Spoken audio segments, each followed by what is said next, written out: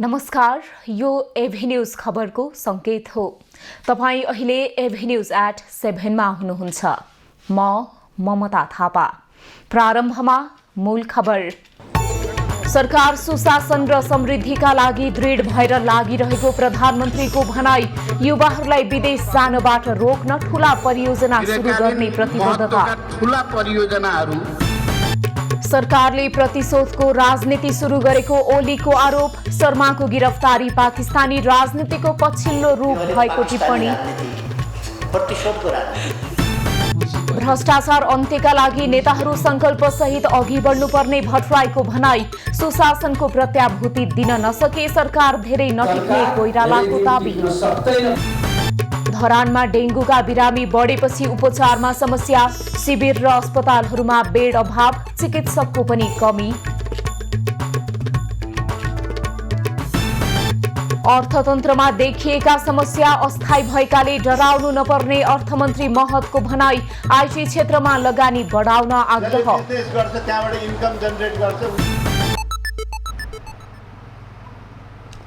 अब खबरको सिलसिला प्रारम्भ गरौं प्रधानमन्त्रीको भनाई सम्बन्धी प्रसंगबाट। प्रधानमन्त्री पुष्पकमल दाहालले जलवायु परिवर्तनले निम्त्याएको असरप्रति चिन्ता व्यक्त गरेका छन्। शनिबार काठमाडौँमा भएको 24औं अन्तर्राष्ट्रिय युवा दिवस कार्यक्रमलाई अनलाइनबाट सम्बोधन गर्दै प्रधानमन्त्री दाहालले जलवायु परिवर्तनका कारण विश्वभर अत्याधिक गर्मी, अति वर्षा, सुक्खा र चक्रवातको परिणाम देखिन थालेको भन्दै चिन्ता जनाएका हुन्। उनले जलवायु परिवर्तनको असरलाई न्यूनीकरणका लागि दैनिक व्यवहारमा परिवर्तन ल्याई कार्बन डाइअक्साइड, मिथेन र अन्य हरित गृह ग्यासको उत्सर्जनलाई कम गर्न हरेक क्षेत्र र तहबाट प्रयत्न हुन आवश्यक रहेको पनि उल्लेख गरे। उनले बाढी पहिरो र मानवीय त्रुटिका कारण हुन सक्ने दुर्घटनाबाट नागरिकको जीवधनको सुरक्षा गर्ने दायित्वप्रति सरकार प्रतिबद्ध रहेको पनि बताए। बाढी पहिरो जस्ता प्राकृतिक प्रकोप र मानवीय त्रुटिका कारण हुने अनेकौं दुर्घटनाबाट नागरिकको जीवधनको सुरक्षा गर्नुपर्ने दायित्वप्रति सरकार कटिबद्ध छ।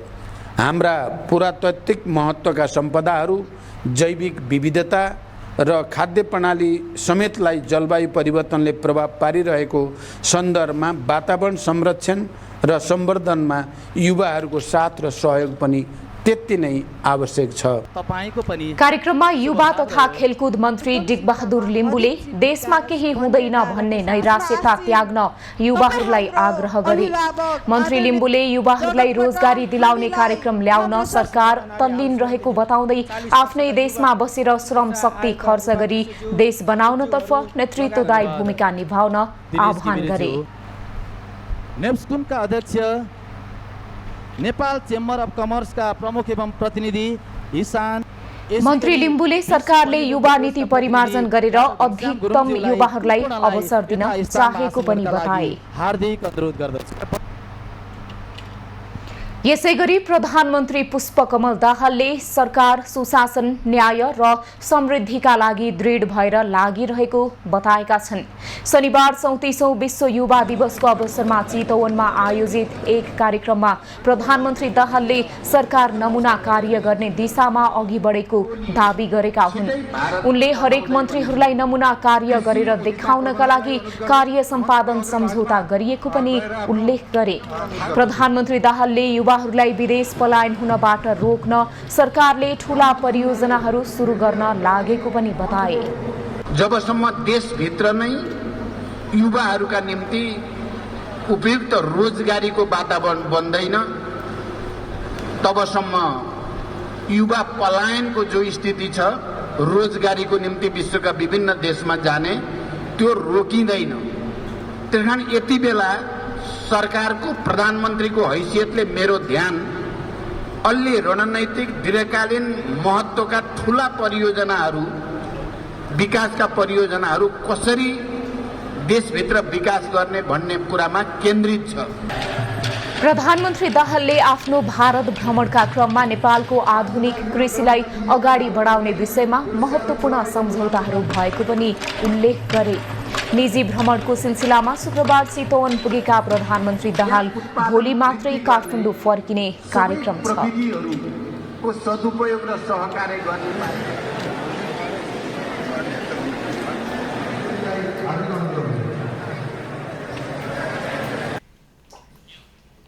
नेकपा एकीकृत समाजवादीका सम्मानित नेता एवं पूर्व प्रधानमन्त्री झलनाथ खनालले सरकारले पार्टी निकट नेपाल खेलकुद महासंघ समाजवादीलाई राष्ट्रिय खेलकुद परिषद राखेपमा समावेश नगरेकोमा असन्तुष्टि व्यक्त गरेका छन्। शनिबार काठमाडौँमा आयोजित एक कार्यक्रममा नेता खनालले महासंघलाई राखेपमा समावेश नगरेकोमा प्रधानमन्त्रीलाई प्रश्न गर्दै असन्तुष्टि जनाएका हुन्। उनले महासंघलाई तत्काल राखेपमा समावेश नगरे आफ्नो पार्टी सरकारमा बसिरहन जरुरी नभएको बताए।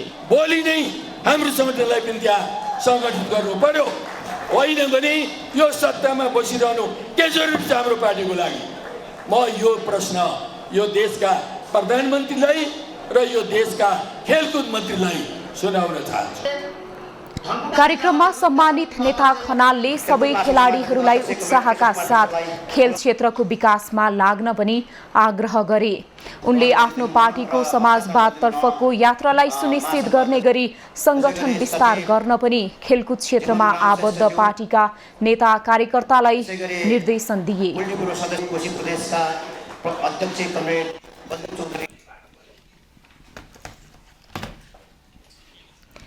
नेकपा एमालेका अध्यक्ष तथा पूर्व प्रधानमन्त्री केपी ओलीले सरकारले प्रतिशोधको राजनीति सुरु गरेको आरोप लगाएका छन्।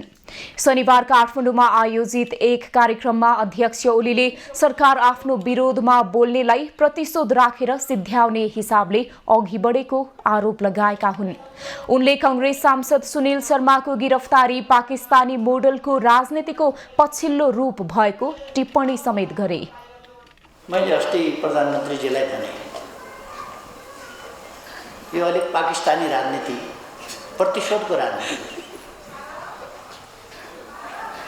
उहाँले सुरु गर्नुभएको छ। उहाँलाई आज मजा लागेको छ, तर यो राजनीति यहीँ अन्त्य हुँदैन, यो त यहाँ सुरु भयो। उहाँहरूले बुझ्नुपर्दछ यो सुरु भयो, यसको अन्त्य हुँदैन। धेरै नहौसिन, अधिनायकवादी नहुन म सरकारलाई सम्झाउन चाहन्छु।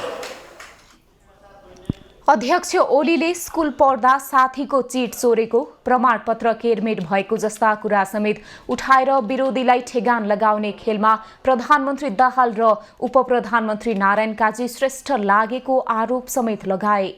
उनले संसदको सबैभन्दा ठूलो दल भएर पनि कांग्रेस 32 सिट भएको माओवादीको पछि लागेको भन्दै व्यङ्ग्य समेत गरे। नेपाली कांग्रेसका साथीहरूलाई आजको मितिमा म फेरि प्रश्न गर्न चाहन्छु, कुकुरले पुच्छर हल्लाउने हो कि पुच्छरले कुकुर हल्लाउने?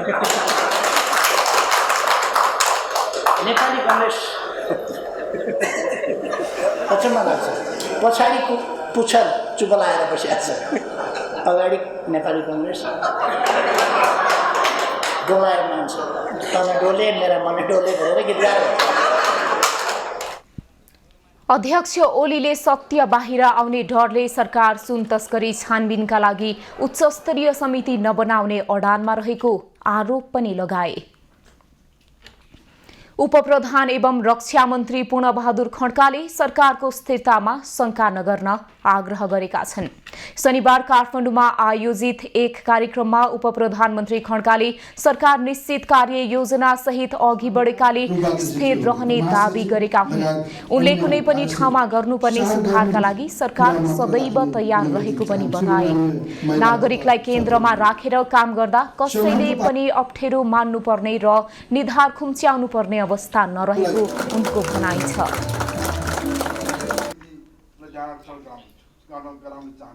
मूल केन्द्रबिन्दु भनेको नेपाल राष्ट्रको अहित नहोस्, नेपाली जनताको, नेपाली नागरिकको अहित नहोस्, नेपाली माटोको रक्षा गर्ने कुरामा कहीँ कतै असर नपरोस्, मूल उद्देश्य त्यहाँ राखेर हामीले गर्ने सुधारहरू, हामीले गर्ने परिवर्तनहरू, हामीले ऐनमा, नीतिमा, व्यवहारमा, निर्णयहरूमा गर्ने सुधार र परिवर्तनहरू त्यसलाई केन्द्रमा राखेर गऱ्यौँ भने कसैले पनि अप्ठ्यारो मान्नुपर्ने, निधार खुम्च्याउनु पर्ने, असजिलो मान्नुपर्ने कुनै कारण छ भन्ने मलाई लाग्दैन।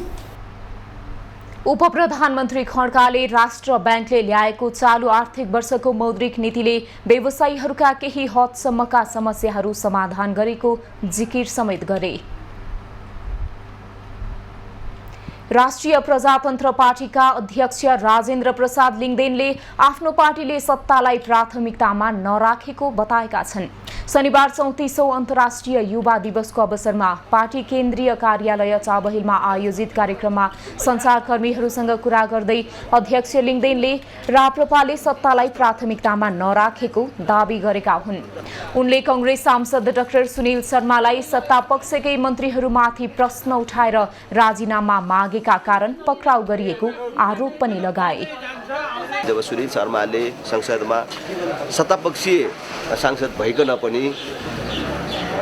सरकारका मन्त्रीहरूतर्फ अहिलेको सुनकाण्ड र अन्य भ्रष्टाचारतर्फ चाहिँ औँला उठाउनु भयो, त्यसपछि नै यो कारबाही किन अगाडि बढ्यो। फेरि समान प्रकृतिका अभियुक्तहरूलाई कसैलाई थुनामा राखेर कारबाही गर्ने र कसैलाई चाहिँ छोड्नुपर्ने खालका निर्णय किन भयो, अब यसो छलफलको विषय हुनेछ। अध्यक्ष लिङदेनले सांसद शर्मालाई छोड्ने र अन्य चिकित्सकलाई थुनामै राखेको विषयमा छलफल हुनुपर्ने पनि बताए। उनले युवाहरूलाई राजनीतिक काम छैन भनेर पर बस्ने नभई राजनीतिमा हस्तक्षेपकारी भूमिका खेल्न आग्रह समेत गरे। नेपाल समाजवादी पार्टीका अध्यक्ष एवं पूर्व प्रधानमन्त्री डाक्टर बाबुराम भट्टराईले देशको विकास र समृद्धिका लागि भ्रष्टाचार अन्त्य गर्ने संकल्प सहित नेताहरू अगाडि बढ्नुपर्ने बताएका छन्। आज सुर्खेतको वीरेन्द्रनगरमा आयोजित पत्रकार सम्मेलनमा डाक्टर भट्टराईले देशमा भ्रष्टाचार नगर्ने मानिस नै पाउन मुस्किल भइरहेको भन्दै नेता र कर्मचारीहरू भ्रष्टाचार अन्त्य गर्ने संकल्प लिएर अघि बढ्नुपर्ने बताएका हुन्। उनले देशमा देखा परिरहने राजनीतिक अस्थिरता अन्त्यका लागि राज्यको शासकीय स्वरूप र निर्वाचन प्रणाली नै परिवर्तन गर्नुपर्ने आवश्यकता पनि औल्याए। दुई पटक हाम्रो निर्वाचन भयो तर चाहिँ कुनै पनि दलको चाहिँ बहुमत छैन र खालि जोडजाड गरेर सरकार बन्यो, 2 महिना 3 महिना सरकार ढल्या छ र कार्यकारीको चाहिँ हैसियत भनेको चाहिँ कुर्सी कसरी चाहिँ थाम्ने भन्नेमै समय बित्ने जुन स्थिति छ यसको अन्त्य गर्न हामी यो प्रत्यक्ष निर्वाचित राष्ट्रपतीय प्रणाली केन्द्रमा र प्रदेशमा प्रत्यक्ष निर्वाचित मुख्यमन्त्री प्रणालीतिर जानै पर्छ।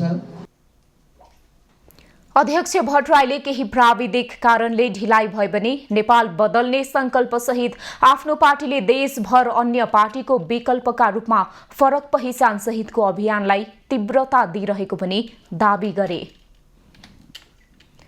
नेपाली कांग्रेसका नेता शेखर कोइरालाले भ्रष्टाचारको अन्त्य र सुशासनको प्रत्याभूति दिन नसके वर्तमान सरकार धेरै दिन नटिक्ने दावी गरेका छन्। शनिबार भक्तपुरमा आयोजित एक कार्यक्रममा नेता कोइरालाले नेपालमा वैदेशिक लगानी भित्र्याउन पनि भ्रष्टाचार अन्त्य हुनुपर्ने आवश्यकता रहेको बताउँदै त्यसका लागि सरकार गम्भीर नभए धेरै समस्या नटिक्ने दावी गरेका हुन्। उनले अमेरिकाको पछिल्लो वैदेशिक नीतिमा पनि नेपालमा लगानीका लागि भ्रष्टाचार र सुशासन मुख्य समस्या रहेको औल्याइएको उल्लेख गर्दै त्यसलाई कम गर्न सत्तारूढ गठबन्धन र सरकारले जोड दिनुपर्ने बताए। नेता कोइरालाले राजनीतिक स्थिरता, भ्रष्टाचारको अन्त्य, लगानी मैत्री कानूनको निर्माण गर्न सके समृद्ध र समुन्नत नेपाल बनाउन कुनै समस्या नहुने पनि स्पष्ट पारे। भ्रष्टाचार र सुशासन यो हामीले आजैदेखि हामीले दिन सकेनौँ, यो सरकारले दिन सकेन भने सरकार धेरै दिन टिक्न सक्दैन भन्ने कुरा पनि तपाईहरुले मान्नु। यो अत्यन्त गम्भीर विषय छ।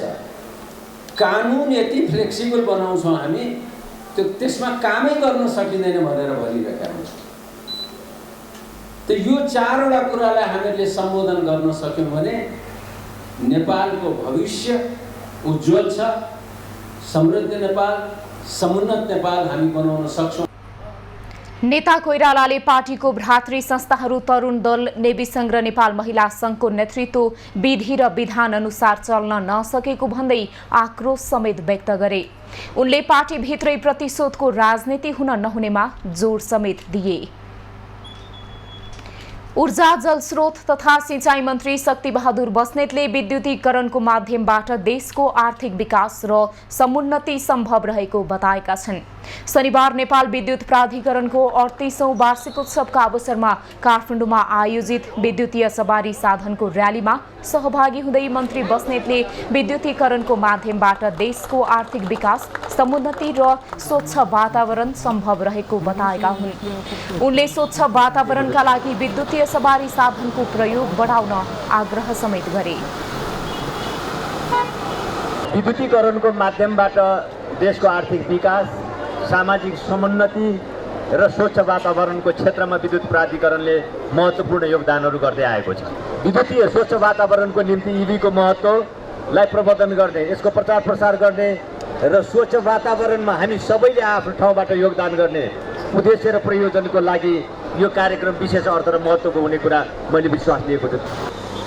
मन्त्री बस्नेतले देशको आर्थिक विकास र समुन्नतिमा नेपाल विद्युत प्राधिकरणले महत्त्वपूर्ण भूमिका खेलेको भन्दै प्रशंसा समेत गरे।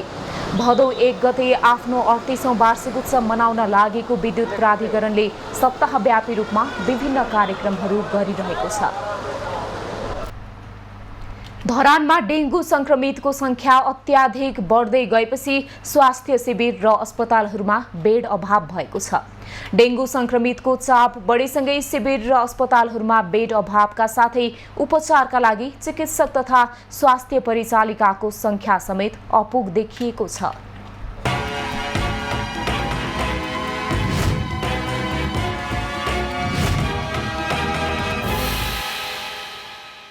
धरानमा स्थानीय सरकारदेखि विभिन्न सामाजिक सङ्घ संस्थाले डेङ्गु संक्रमणको उपचारका लागि स्वास्थ्य संस्थासँग सहकार्य गरेर निशुल्क स्वास्थ्य शिविर सञ्चालन गरे पनि बिरामीको चाप थेगी नसक्नु भएको छ। धरान उपमहानगरपालिकादेखि विभिन्न वडाहरूले विभिन्न स्थानमा आधारभूत स्वास्थ्य केन्द्र मार्फत सञ्चालन गरेको शिविरदेखि बीपी कोइराला स्वास्थ्य विज्ञान प्रतिष्ठानले सञ्चालन गरेको डेङ्गु उपचार केन्द्रमा बिरामीको चाप अत्याधिक बढेको हो। बिरामीको चाप बढेसँगै शिविरदेखि लिएर अस्पतालसम्ममा बेड अभावको चर्को समस्या देखिएको छ। धरानको 14 नम्बर वडाले सञ्चालन गरेको आधारभूत स्वास्थ्य केन्द्रमा पनि बिरामीको चाप अत्याधिक बढेपछि अहिले एउटै बेडमा 2 जनालाई राखेर उपचार गर्ने गरिएको छ। हस्पिटल बिपीमा पनि एकदमै बिरामीहरूको चाप बढेको कारणले हामीले वडामा यो आधारभूत स्वास्थ्य केन्द्रमा चाहिँ बिरामीहरू राखेर उपचार गरिरहेका छौँ। धरान 14 मा रहेको स्वास्थ्य केन्द्रमा डेङ्गु संक्रमितको उपचारका लागि 4 वटा बेड राखिएको छ। तर दिनमा 20 जना भन्दा बढी बिरामी आउने गरेका कारण उपचारमा कठिनाई हुने गरेको छ। अहिले आएका बिरामीको चेक जाँच गरी डेङ्गु देखिए जसोतसो व्यवस्थापन गरेर उपचार गर्ने गरिएको छ। डेङ्गुको जब रिपोर्ट आउँछ, उहाँको ब्लडको रिपोर्ट आइसके पछाडि पोजिटिभ हो भने चाहिँ हामीले यहाँबाट कुन सलाइन चढाउने हो उहाँहरूको अवस्था हेरेर चाहिँ हामीले ट्रिटमेन्ट गरिरहेका छौँ। ठाउँभन्दा पनि उपचार चाहिँ मुख्य भयो। अब ठाउँ त यस्तै छ होइन, यसलाई म्यानेज गर्ने कुरा हो।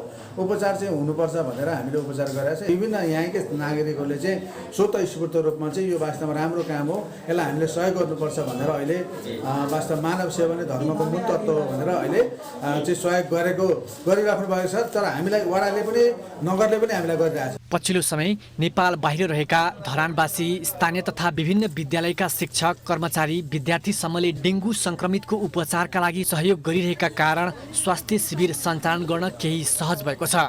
हालसम्म धरानमा सञ्चालित विभिन्न शिविरमा 13,414 जनाको डेङ्गु टेस्ट गरिएकोमा 9,441 जनामा संक्रमण पुष्टि भएको छ भने हालसम्म संक्रमणबाट 9 जनाको मृत्यु भइसकेको छ।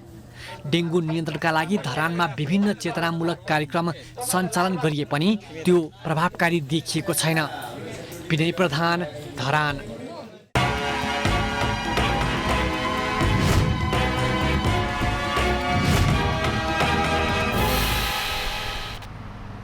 खबरको सिलसिला अझै जारी छ, हामीसँगै रहनुहोला।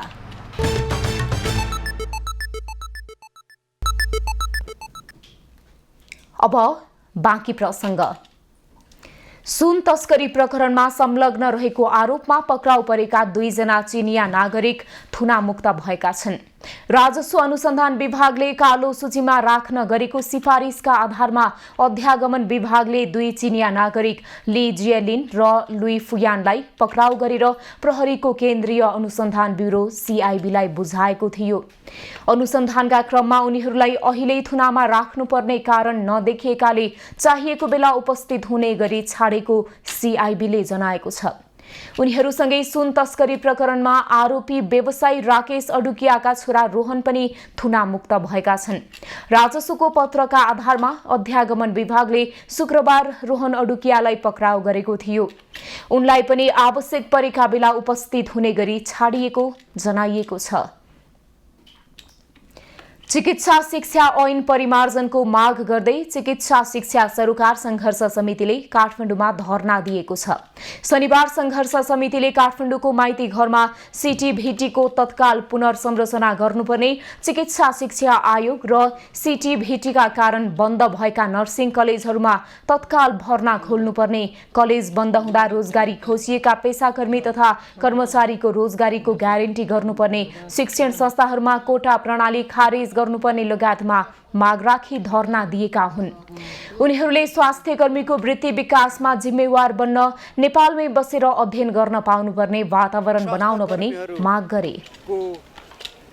वृत्ति विकासमा राज्य जिम्मेवार नहुनु साथै यी समग्र विषयवस्तु विश्व बजार, विश्वको चाहिँ स्वास्थ्य जनशक्तिको मागसँगै देशमा उत्पादित जनशक्ति विदेशिने क्रमले हाम्रो देशको स्वास्थ्य सेवा प्रणाली, चिकित्सा शिक्षा प्रणाली अब लगभग असाध्यै सङ्कटको अवस्थामा पुग्न जाँदैछ। CTVT MEC-का चाहिँ अब MEC-मा चाहिँ अब कर्मचारी पदाधिकारीको अब सम्बन्धितै अब छानबिन गर भनेर चाहिँ हामी आएका हौँ।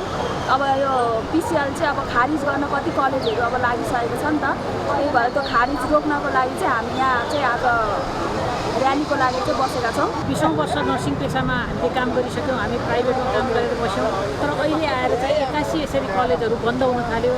हामी चाहिँ थुप्रै नर्स दिदीबहिनीहरू चाहिँ बेरोजगार भएर गएका छौँ। अब हामी सरकारीमा जाने हाम्रो उमेर पनि छैन, हामी विदेश जाने उमेर पनि छैन। हामीले 20औं वर्ष यहाँ काम गरेको ठाउँमा चाहिँ हामी पलायन भएर जाँदैछौँ।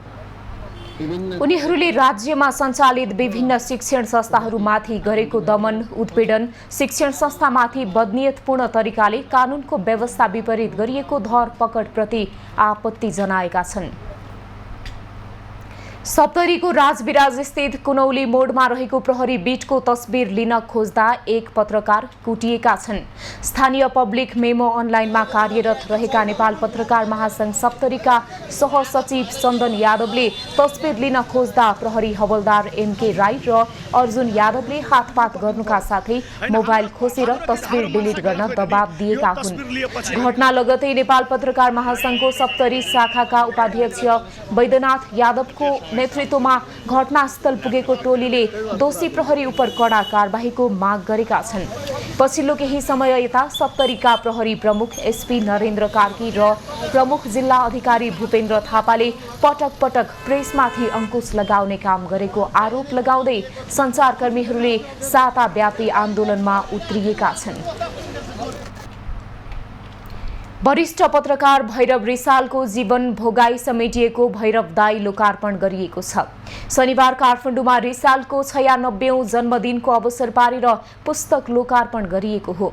पुस्तकमा रिसालको रहरले कम्युनिस्ट, बाध्यताले पत्रकार, 200 रुपैयाँ घुस, हाम्रो हो लिम्पियाधुरा, सुशीला, सरकारी पत्रकार, चर्पी नबनाउनेको घरमा चिया खान्न म, जेल जीवन र राजनीति, चुनाव, गाउँको विकास, पत्रकार, उहिले बाजेको पालामा, लोभी पशुपति, राजासँगका भ्रमण लगायतका अनुभूति समेटिएका छन्। कार्यक्रममा बोल्दै वरिष्ठ पत्रकार रिसालले जीवन कर्कलाको पानी जस्तो भएको बताए। उनले पुस्तक मार्फत जीवनमा भोगाईहरू साटेको उल्लेख गरे।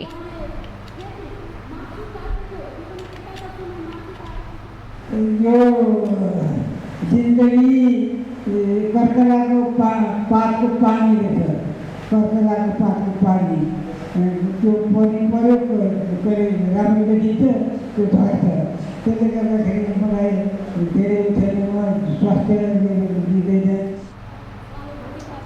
कार्यक्रममा विभिन्न राजनीतिक दलका नेताहरू, वरिष्ठ साहित्यकारको उपस्थिति रहेको थियो। भक्तपुरको चाङ्गुनारायण नगरपालिका 5 मा रहेको भक्त कृष्णेश्वर महादेव तथा मत्स्यनारायण मन्दिरमा एकादशी तथा मलमास पर्वको अवसरमा दर्शनार्थीको घुइँचो लागेको छ। प्रचार प्रसारको कमीका कारण अघिल्ला वर्षहरूमा भक्तजनहरूको उपस्थिति कम हुने गरेको भए पनि एभी न्यूज खबरले खबर प्रसारण गरेसँगै अहिले देशका विभिन्न स्थानबाट भक्त कृष्णेश्वर महादेव र मत्स्यनारायण मन्दिरमा पुग्ने भक्तजनको संख्या बढेको छ।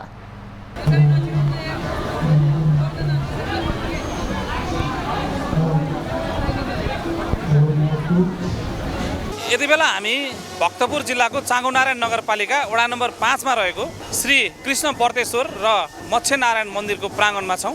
साउन महिना विशेष गरी पुरुषोत्तम महिनाको रूपमा यो वर्ष परेको कारणले गर्दाखेरि पनि यति बेला भक्तजनहरूको मन्दिरमा भिडभाड देख्न सकिन्छ भने आज साउनको अन्तिम शनिबार र एकादशी पनि परेको कारणले गर्दाखेरि यति बेला परिसरमा हाम्रो वरपर तीर्थालुको निकै भिड लागेको छ।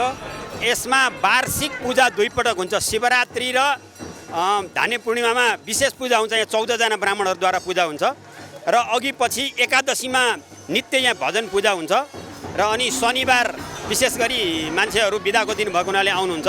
र यति बेला यो मन्दिर प्रचार प्रसारको अभावमा थियो भन्ने जुन खबर हामीले प्राप्त गरिसकेपछि केही समय अघिदेखि नै हामीले निरन्तर यहाँको प्रचार प्रसार गरेका थियौँ र यसको प्रभाव पनि परेको कारणले गर्दा यति बेला चाहिँ यहाँ दर्शनार्थीहरूको उल्लेख्य भिड लागेको छ। जुन यो स्वयंसेवकहरू त बस्नु भएको छ होइन, तर जुन लाइन चाहिँ राम्रोसँग व्यवस्थित भएन, जुन बिबिचमा खोज्ने त्यो भइरहेछ। अनि एउटा अर्को भनेको सूचना बोर्ड चाहिँ अब राम्रोसँग व्यवस्था गर्नुपर्ने देखिएको छ, त्यो राख्नु पर्ला जस्तो लागिरहेछ।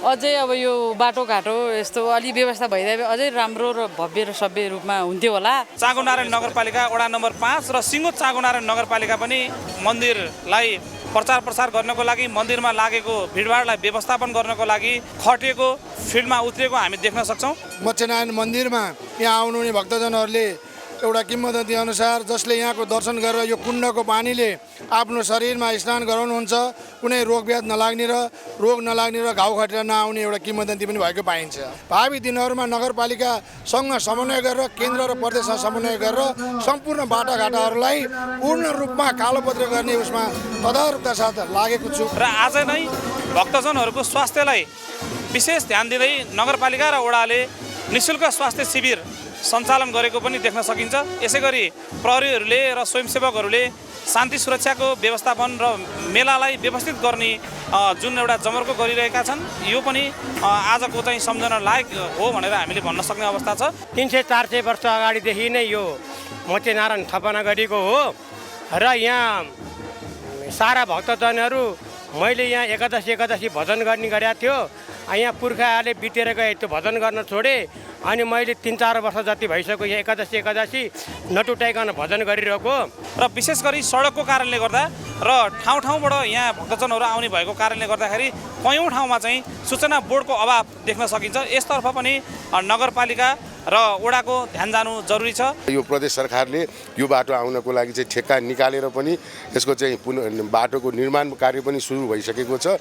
मलाई लाग्छ यो बर्खापछि चाहिँ यो बाटोको चाहिँ कालोपत्र पनि सुरु हुन्छ र यसको प्रचार प्रसार पनि हुन्छ र हाम्रो चाङ्गुनारायण नगरपालिकाको यो मन्दिर लगायत अरू मन्दिरहरूमा पनि जाने बाटोहरू, त्यो मान्छेहरूलाई चाहिँ देखाउने मार्गहरू देखाउने र चाहिँ आउने चाहिँ पर्यटकहरू अलमलमा नपरोस् भनेर चाहिँ विभिन्न चाहिँ हामीले चाहिँ सूचकहरू राखिदिएर चाहिँ सजिलो तरिकाले चाहिँ यहाँ भगवानको दर्शन गरेर पुण्य प्राप्ति गर्ने चाहिँ उसमा हामी लागेकै कारणले आज यो अवस्थामा र नागरिकहरूले यो तपाईँको मिडिया मार्फत चाहिँ गुनासो गर्ने अवसर हाम्रै क्रियाशीलताले हो।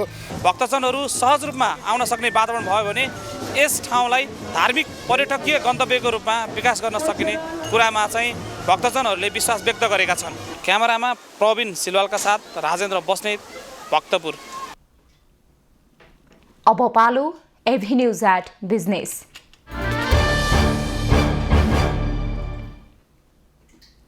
अर्थमन्त्री डाक्टर प्रकाश शरण महतले अर्थतन्त्रमा देखिएका समस्या अस्थायी भएकाले डराउनुपर्ने अवस्था नरहेको बताएका छन्।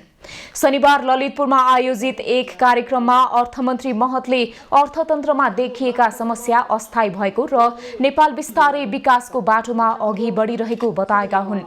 उनले नेपाल सबै किसिमको व्यापार व्यवसायका लागि राम्रो रहेको दावी गर्दै आईटी क्षेत्रमा लगानी बढाउन आग्रह समेत गरे। नेपालमा आईटी क्षेत्रले उल्लेखनीय काम गरिरहेकाले सरकारले बजेटमा पनि आईटी क्षेत्रलाई प्राथमिकता दिएको बताए। अहिले नेपाल सरकारले मैले यसपालिको बजेटमा जो आईटी सेक्टरमा इन्भेस्ट गर्छ लगानी गर्छ 50% इन्कम ट्याक्स कम गर्ने भनेर निर्णय गरे। अरू फिल्डमा काम गर्नेले जति इन्कम ट्याक्स तिर्छ त्यसको 50% मात्रै आईटी सेक्टरमा जसले बिजनेस गर्छ त्यहाँबाट इन्कम जेनेरेट गर्छ उनीहरूलाई 50% मात्रै ट्याक्स लाग्ने हामीले निर्णय गर्यौँ। मन्त्री महतले नेपालको अहिलेको चुनौती भनेको देशभित्रै रोजगारी सिर्जना गरी युवालाई विदेश जानबाट रोक्नु रहेको स्पष्ट पारे। अर्सा, सेलरोटी र बटुक भन्ने बित्तिकै चाडपर्व, विवाह र विशेष उत्सवमा तयार गरिने परिकारको रूपमा बुझिन्छ। तर पाल्पा रामपुर 4 की धनीमाया आलेले यी परिकार दैनिक तयार गरी जीविकोपार्जन र आमदानीको राम्रो माध्यम मात्र बनाएकी छैनन्, युवा पुस्तालाई मौलिक स्वाद समेत चखाउने प्रयत्न गरेकी छन्। रामपुर 4 की घनीमाया आलेले 2077 देखि स्थानीय रूपमा नै पाइने गेडागुडीबाट बटुक, चामल, खुदोबाट अर्सा र सेल तयार पार्दै आएकी छिन्। आफ्नै घरमा अर्सा एन्ड रोटी हाउस सञ्चालन गरेर आलेले कोसेली पठाउन, खाजा खान तथा पाहुनाका लागि आवश्यक मौलिक परिकार तयार पार्ने गरेकी छिन्। चाँडै नबिग्रिने भएकाले विदेशमा रहेका आफन्तका लागि कोसेली पठाउन पनि अर्सा रोटी लिन आउने गरेको उनी बताउँछिन्। सेलरोटी यही पुरो बेच्ने हो, अब नजिकले लान्छ। अनि यो अर्सा रोटी विदेश युके, लन्डन, अनि साउदी, मलेसिया, अनि कतर, क्यानाडा, इन्डिया सब ठाउँमा लग्छ। आफ्नो मान्छेले घरमा बनाउनलाई झन्झट मान्नेले यहीँ खोज्दै आउनुहुन्छ, लानुहुन्छ। सब देशमा यो पावर पुग्छ। व्यवसाय सुरु गर्दा उनले धेरै सङ्घर्ष गरिन्। सुरुवातमा बजार तथा कार्यक्रम हुने स्थानमा बिक्रीका लागि हिँडेको अनुभव सँगालेकी उनलाई अहिले घरबाटै माग पुरा गर्न हम्मे पर्छ। यो सेलरोटी, यो अर्सा चाडबाडमा 12-13 हजार पनि पर्छ। अनि अरू बेला 3000, 3500, 2500 त यो त डेली हुन्छ। अनि म त्यही भएर म यसैमा गरेर बसेँ, सङ्घर्ष गरेरै बसेछु। मौलिक परिकारहरू माग आएमा देशका अन्य स्थानमा पुर्याउने लक्ष्य घनीमायाले लिएकी छिन्। आलेले व्यवसायबाट आम्दानी मात्र गरेकी छैनन्, मौलिक खानाको स्वाद नयाँ पुस्तालाई चखाउने प्रयत्न पनि गरेकी छिन्। इमान सिंह राणाको रिपोर्ट। अब पालो कृषि खबर। बैतडीमा जंगली जनावर बदेल, भालु, दुम्सी, बाँदर लगायतले आतंक मचाएका छन्। जनावरहरूले पछिल्लो समय मानिसमाथि आक्रमण गर्नुका साथै बाली नाली समेत नष्ट गर्न थालेका छन्।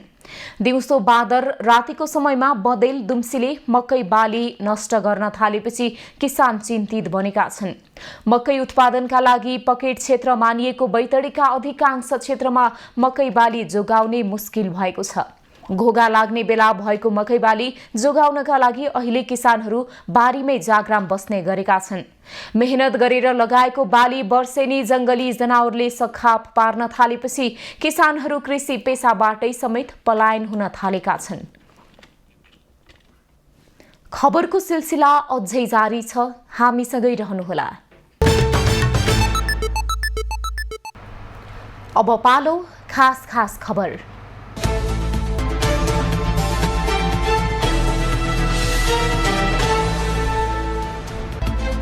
जिल्ला कारागार सङ्खुवा सभामा भएको 2 कैदी मृत्यु प्रकरणमा कारागार प्रमुख र सुरक्षाकर्मीहरू विरुद्ध प्रहरीमा किटानी जाहेरी परेको छ। जिल्ला कारागारका निमित्त प्रमुख राजेन्द्र घिमिरे र कारागार सुरक्षाकर्मी प्रहरी सहायक निरीक्षक लक्ष्मी चौधरी लगायत विरुद्ध पीडितका आफन्तले जिल्ला प्रहरी कार्यालयमा शनिबार उजुरी दर्ता गराएका हुन्। जिल्ला कारागारमा बुधबार बिहान कुटपिटबाट कैदी बन्दी विनोद तोलाङ्गी र आकाश बलामीको मृत्यु भएको थियो।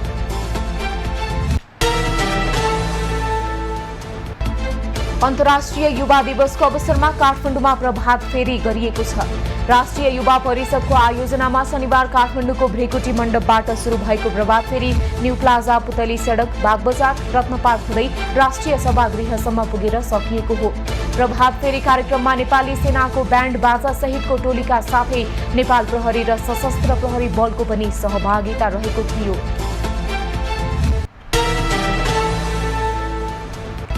प्रहरीको केन्द्रीय अनुसन्धान ब्युरो सीआईबीले फरक विधामा कार्यरत सरकारी कर्मचारी, प्रहरी र सार्वजनिक ओहदाका 3000 भन्दा बढी व्यक्तिको शैक्षिक प्रमाणपत्र संदिग्ध भएको भन्दै छानबिनमा राखेको छ।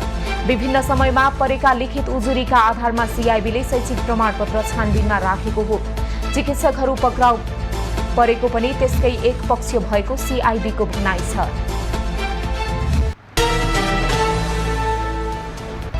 राष्ट्रिय महिला आयोगले लोकसेवा आयोगको तयारी पुस्तकमा स्त्रीद्वेषी प्रश्नोत्तर समावेश गरेका कर्मचारीलाई कारबाही गर्न वन तथा वातावरण मन्त्रालयलाई सिफारिस गरेको छ। आयोगका अध्यक्ष कमला पराजुलीले वन तथा वातावरण मन्त्री डाक्टर वीरेन्द्र कुमार यादवलाई पत्राचार गर्दै मन्त्रालयमा तहत कार्यरत सहायक संरक्षक राम एकवाल दासलाई कानून बमोजिम कारबाही गर्नका लागि सिफारिस गरेकी हुन्।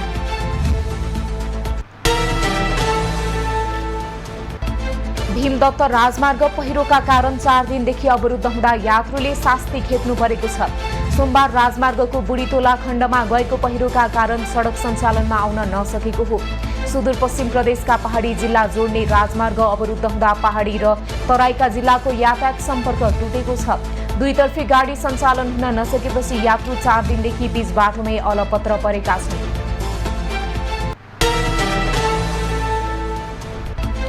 म्याग्दीको रघुगंगा गाउँपालिका 2 बैसरीमा पहिरो रोकथाम गर्न कालीगण्डकी करिडोर बेनी जोमसम कोरला सडक खण्ड साउन 28 गते आइतबारदेखि साउन 32 गते बिहिबारसम्म 5 दिनका लागि पूर्ण रूपमा बन्द गरिने भएको छ।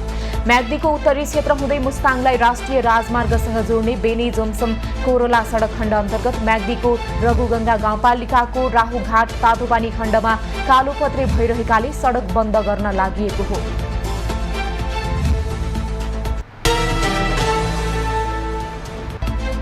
झण्डै 2.5 वर्षदेखि बेपत्ता ट्र्याक्टर चालकले न्याय नपाएको भन्दै 2 दिनदेखि बन्द कर्णाली राजमार्ग खुलेको छ। ट्र्याक्टर चालक धन गिरी बेपत्ता भएको सम्बन्धमा जुम्ला जिल्ला अदालत र उच्च अदालतको फैसला न्यायोचित नभएको विरोधमा जुम्ला चन्दननाथ नगरपालिका 9 बैलकाठीय गाउँका स्थानीयले बिहिबार बिहान 4 बजेदेखि नै सडक बन्द गरेका थिए। 2077 असोज 15 गते ट्र्याक्टर चालक धनगिरी गुठीचौर गाउँपालिकाको लामा खरबाट बेपत्ता भएका थिए। यो साता नेपाली बजारमा सुनको मूल्य तोलामा 1100 रुपैयाँले घटेको छ।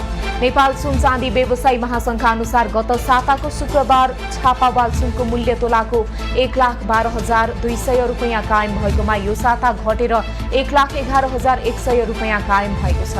त्यस्तै यो साता चाँदीको मूल्य पनि तोलामा 50 रुपैयाँले घटेर प्रति तोला 1375 रुपैयाँ कायम भएको छ।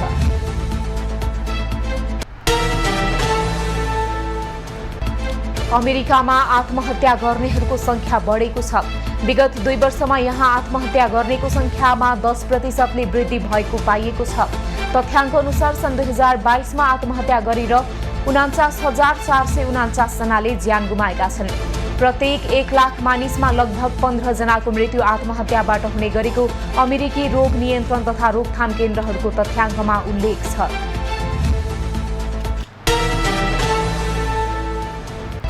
नेपाली राष्ट्रिय महिला क्रिकेट टिमले 4 राष्ट्र सम्मिलित T20 क्रिकेट सिरिज खेल्ने भएको छ। नेपालले अगस्त 22 देखि 26 सम्म मलेसियामा नेपालले घरेलु टोली मलेसिया, कुवेत र हङकङसँग सिरिज खेल्ने तय भएको नेपाल क्रिकेट संघ क्यानले जनाएको छ। सिंगल राउन्ड रोबिनका आधारमा हुने खेलपछि शीर्ष 2 रहने टोलीले फाइनल खेल्नेछन्।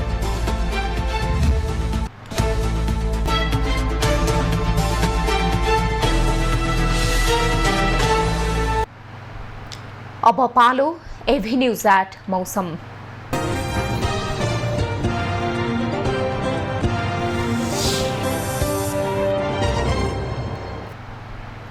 पछिल्लो 24 घण्टामा देशभर सामान्यदेखि पूर्ण बदली रह्यो। आज राति देशका धेरै स्थानहरूमा हल्कादेखि मध्यम वर्षाको सम्भावना रहेको छ। कोशी, मधेस, बागमती, गण्डकी, लुम्बिनी प्रदेशका थोरै स्थानहरूका साथै बाँकी प्रदेशका केही स्थानमा मेघ गर्जन, चट्याङसहित भारीदेखि धेरै भारी वर्षाको समेत सम्भावना छ। आज काठमाडौँ उपत्यकाको अधिकतम तापक्रम 27 डिग्री सेल्सियस र न्यूनतम तापक्रम 21 डिग्री सेल्सियस मापन गरिएको छ। आज देशभरको मौसम कस्तो रह्यो त हेरौँ देशका विभिन्न स्थानको मौसमी अवस्था।